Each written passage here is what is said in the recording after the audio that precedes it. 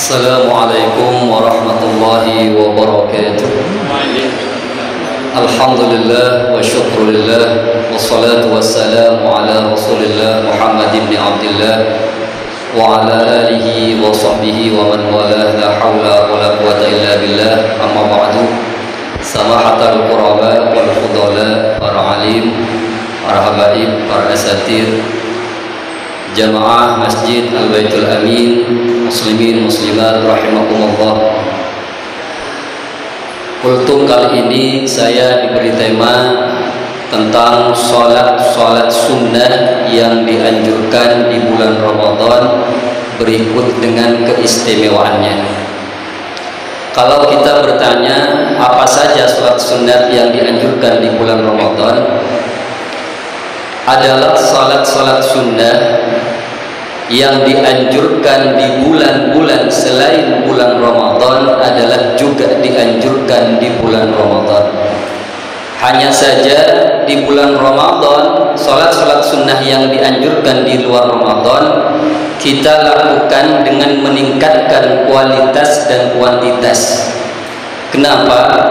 Karena di bulan Ramadan ini pada hakikatnya adalah pendidikan kepada kita umat Islam, pelatihan kepada kita umat Islam untuk kemudian mencapai ibadah baik yang wajib maupun yang sunnah secara berkualitas lebih-lebih, jumlahnya juga secara kuantitas lebih banyak dari bulan-bulan selain Ramadan. Oleh karenanya, bagi siapa saja yang mampu kemudian melaksanakan anjuran-anjuran sholat sunnah di bulan Ramadan dengan kualitas dan kuantitas yang baik, maka kemudian nanti pasca Ramadan dia akan melaksanakan ibadah sholat sunnah dengan lebih mudah. Kenapa? Karena di bulan Ramadan itu kita dilatih, dididik dalam dua hal, dalam dua keadaan. Pertama, kita dilatih, dididik untuk menjadikan kebiasaan beribadah baik yang wajib dan sunnah dalam keadaan lapar. Yang kedua juga kita dididik dan dilatih beribadah dalam keadaan kenyang. Dalam keadaan lapar kita dididik waktu siangnya. Kita semua lapar, tapi kalau kita tetap melaksanakan anjuran-anjuran ibadah yang dilakukan di siang hari dan kita menjadi istiqomah, maka kemudian pasca Ramadan hal-hal yang menjadi kebiasaan di bulan Ramadan itu menjadi lebih mudah kita lakukan. Kenapa? Kita dalam keadaan lapar saja di bulan Ramadan mampu melaksanakan secara istiqomah. Yang kedua adalah kita dilatih, dididik dalam keadaan kenyang, yaitu waktu di malam hari. Kita ketika masuk waktu maghrib makan banyak dan kenyang. Enaknya kalau kenyang itu tiduran, atau bagi yang merokok sambil rokokan, yang biasa senang nyemil sambil nyemil.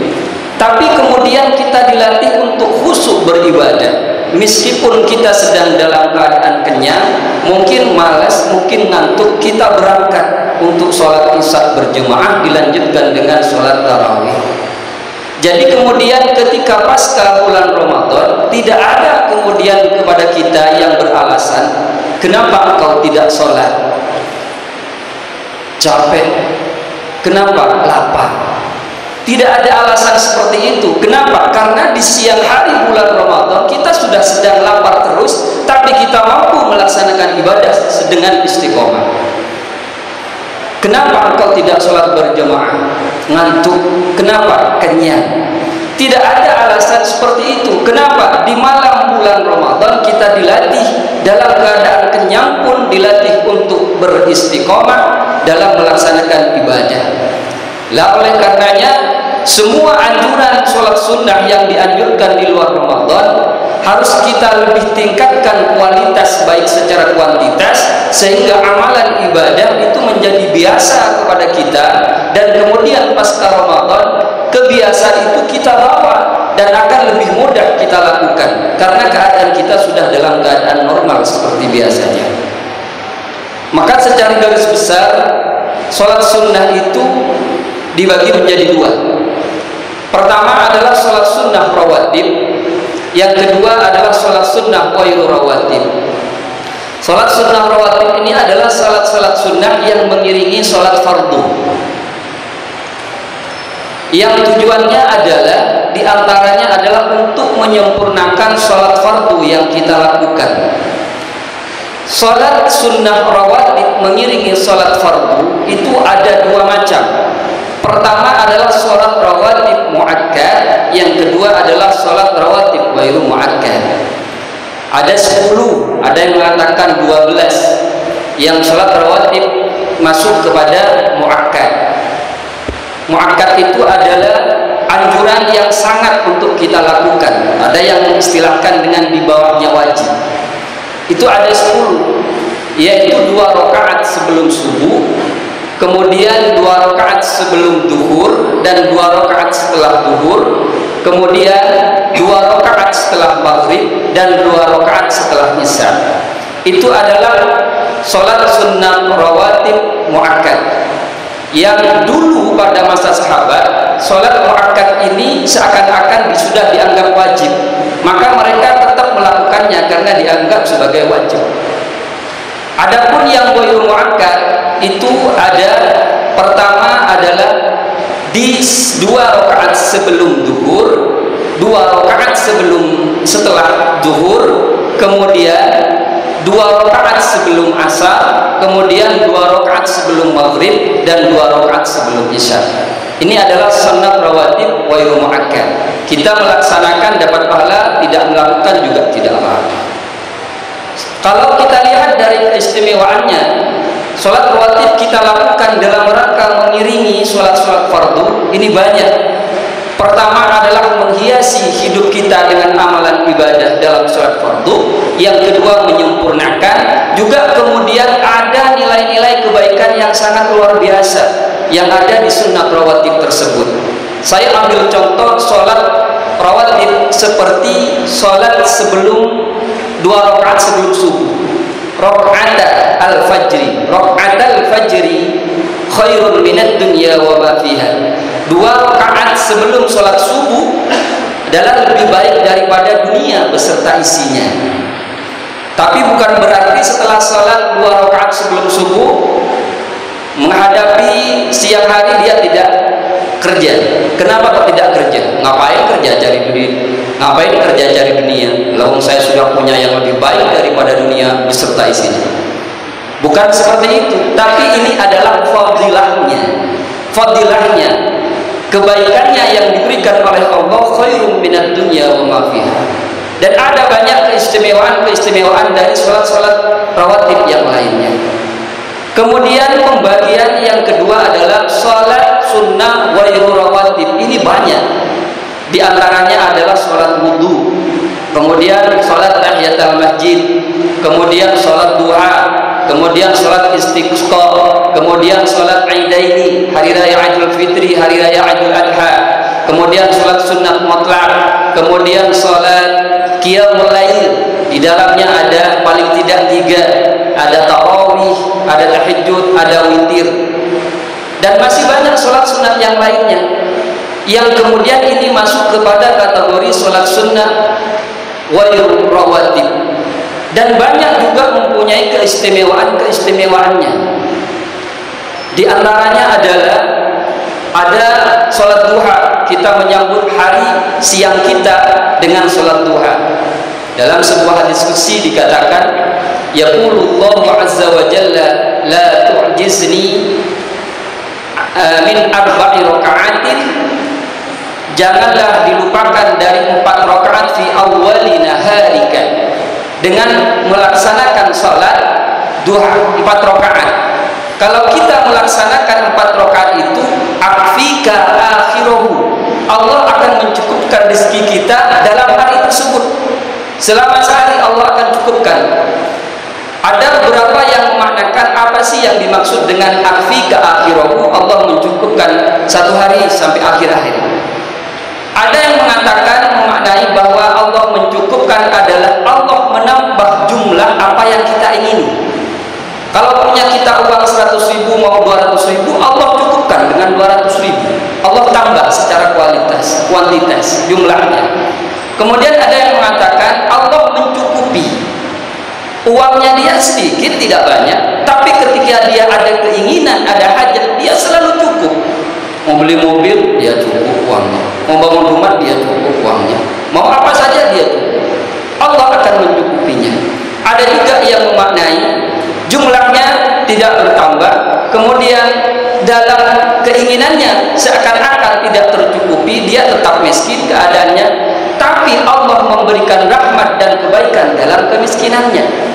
Artinya apa? Dia dalam keadaan miskin, mungkin kekurangan, tapi Allah kasih rahmat dalam menyikapinya sehingga timbul qanaah, nerimo dan lain sebagainya. Ketika dia dalam keadaan lapar karena kemiskinan dan kekurangan, dia bersyukur, alhamdulillah saya diberikan hari ini dengan kelaparan oleh Allah, miskin oleh Allah. Barangkali kalau saya kaya atau mungkin saya kenyang, saya lupa untuk sholat. Kalau saya kaya, mungkin saya sombong dan tidak dermawan kepada yang fakir miskin.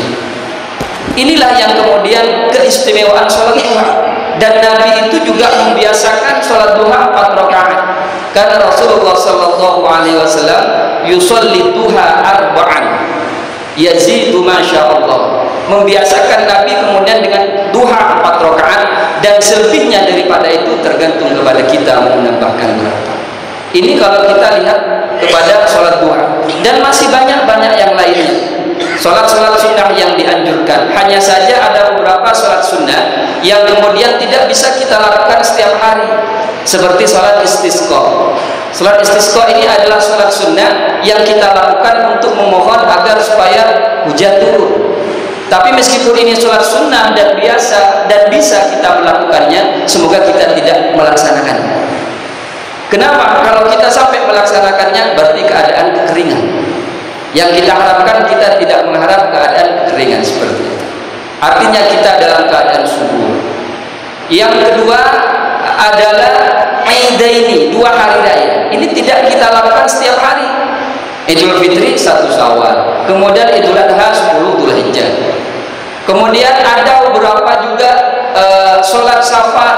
Ini juga termasuk sunnah yang kemudian tidak tiap hari kita lakukan, hanya saja kita melakukannya ketika perjalanan.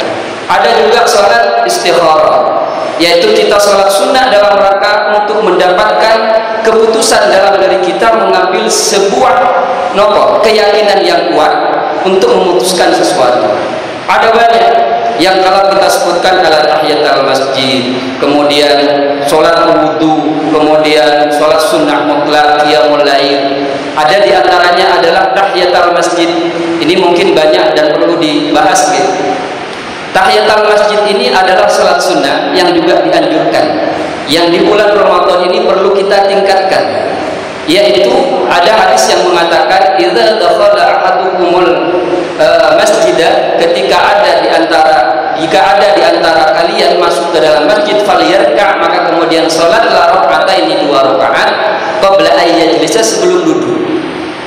Nah, bahkan ulama dulu itu memang ketika ada masjid, dia kemudian datang hanya sekedar untuk sholat, memuliakan masjid, sholat kemudian pergi lagi. Bahkan mencari masjid, ada masjid dia datangi. Tapi kebanyakan kita sekarang mencari masjid untuk ada yang mau kencing, ada yang mau buang air besar. Sehingga guru saya mengatakan begini, kalau kamu sedang dalam perjalanan kemudian mau pipis atau buang air besar, kamu cari masjid, janganlah hanya sekedar pipis dan buang air besar. Kamu ambil wudu, sholat tahiyatul masjid 2 rakaat. Paling tidak kamu telah memuliakan masjid, bukan hanya untuk sekedar membuang kotoran. Ada yang guru saya bilang seperti itu.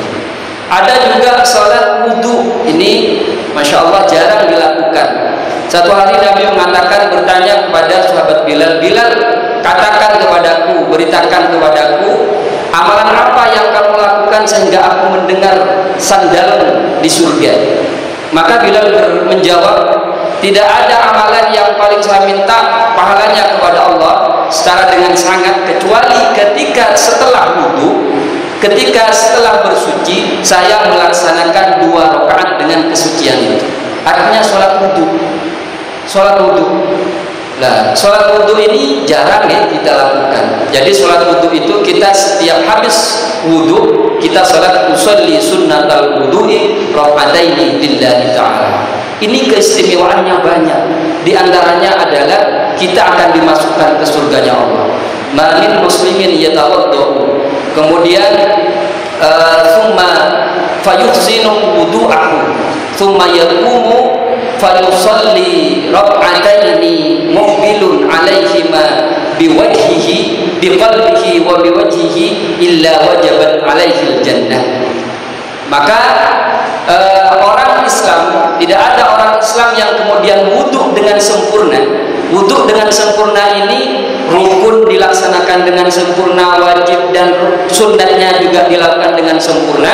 Kemudian setelah itu, maka kemudian dia sholat, maka Allah illa wajabat alaihil jannah, Allah memberikan apa? Keluar biasa hadiahnya, yaitu surga kepada orang yang melaksanakan wudhu yang seperti itu.